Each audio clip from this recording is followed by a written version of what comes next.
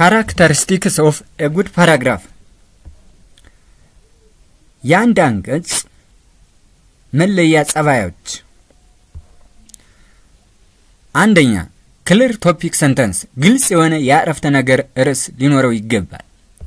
ጥሩ አንቀጽ የሚጀምረው ከጠንካራ አረፍተ ነገር ሲሆን ዋናውን ሐሳብ ለመግለጽና ባጭሩ የሚያስተዋውቀው ነው። ይህ ለቀረበው አንቀጽ ትኩረትን ያስቀምጣል። ሁለተኛው መለያ የአንቀጽ ዩኒቲ ወይም አንድነት ነው። በአንቀጽ ውስጥ ያለው እያንዳንዱ አረፍተ ነገር በእርሱ ካለው አረፍተ ነገር ውስጥ ከተገለጸው ዋናው ሐሳብ ጋር የተያያዘ ኮኔክትድ የሆነ መሆን አለበት። ተዛማጅነት የሌላቸው ዝርዝሮች አንባቢውን ግራ ሊያጋቡና ፍሰቱን ሊያበላሹት ይችላሉ። ሶስተኛው characteristics of a good paragraph coherence ወይም ቁርኝት ነው። ቁርኝት አረፍተ ነገሮችን አመክንያዊ በሆነ መልኩና ከአንዱ ወደ ሌላው ያለ ችግር መፍሰስ አለባቸው። አራተኛው ትራንዚሽናል ወርድስ ወይም የሽግግር ቃላቶች ናቸው። የሽግግር ቃላቶች ለስላሳ የሐሳብ ፍሰት እንዲኖር ይረዳሉ። እንግዲህ ስለ ሽግግር ቃላቶች ወይም ትራንዚሽናል ወርድስ ኦፍ ኤ ፓራግራፍ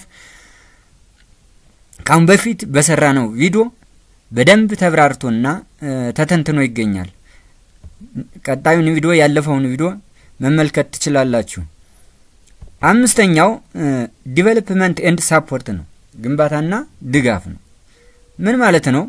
ጥሩ አንቀጽ እንደ እውነታዎች፣ ምሳሌዎች፣ ማብራሪያዎች ወይም መገለጫዎች ባሉ ደጋፊ ዝርዝሮች በደንብ የተገነባ ነው። ይሄ ደግሞ በተለይ body of paragraph ላይ እጅጉን ወሳኝ ነው። ዲቨሎፕመንት ኤንድ ሰፖርት አሁንም ስለ ቦዲ ላይ በተሰራው ቪዲዮ ላይ መመልከት ትችላላችሁ።